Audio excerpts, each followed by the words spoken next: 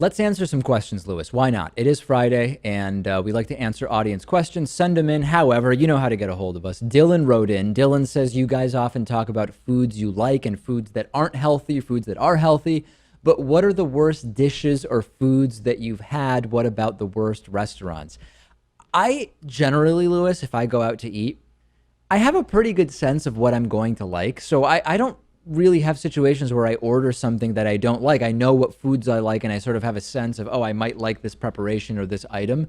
So I can't think of particular things I don't like. I mean, generally speaking, I don't like roast beef. I've had one good roast beef sandwich, but I just don't understand the concept of roast beef as a thing, and I just don't like it. Okay, that's fair. Things I don't like. Specific foods I don't like. Boiled meats. Right. Boiled meats I am repulsed by. But what's an example And of that?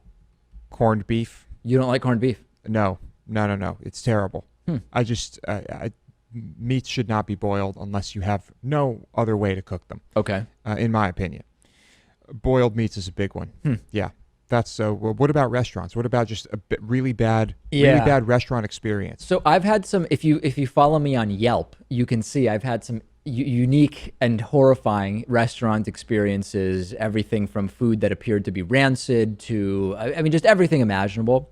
But most of those are sort of like one-off individual restaurants where something just went wrong.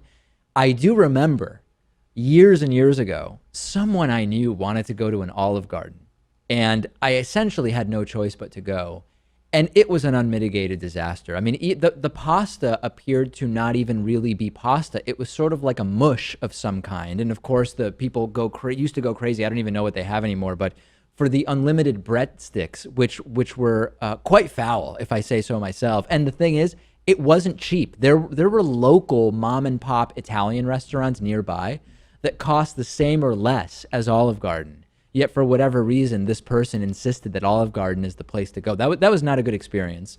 And I know a couple people recently who were roped into going to Applebee's, and they also said that there was almost nothing that was even remotely reasonable. That someone ordered a steak, and although they believed that it was a meat product, it was not of a consistency. A consistency that they identified with anything resembling meat. Yeah, it was not a consistency consistent with what meat. we would call meat. Yeah. Okay. Yes, I've also had some bad experience. One bad experience at Olive Garden because I didn't go back afterwards. No, of course. It was, my pasta dish was supposed to have vegetables in it and stuff and peppers. There was one square of pepper, about half an inch by half an inch. Yeah.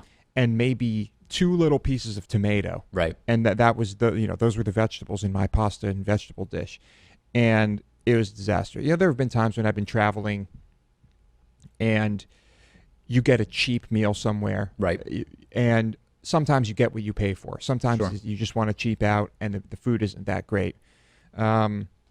But recently in Boston, I went to a place that just opened with a friend, and they had this food truck, putting in quotes, which was not really a food truck. It was sort of like just a temporary solution to the fact that their kitchen hadn't opened yet. Yeah, it was a mini kitchen in a completely stationary truck that was not mobile at all. So it wasn't a food truck. It was their kitchen. And I ordered a jerk chicken sandwich, and...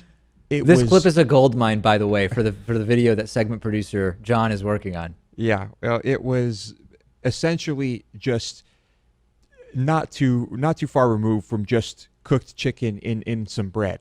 It was so bad. It was. You're making notes, right, John? Completely flavorless. Yeah, completely flavorless and bad. That was a bad one. Yeah. But I will mention two items I generally don't like. Cauliflower. Love broccoli.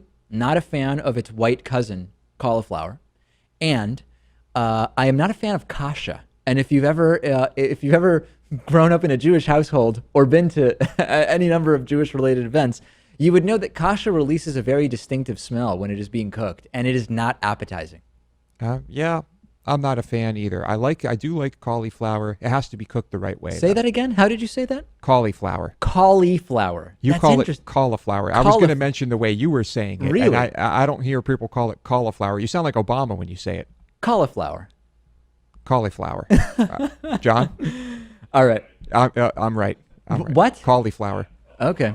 Well, I don't like cauliflower.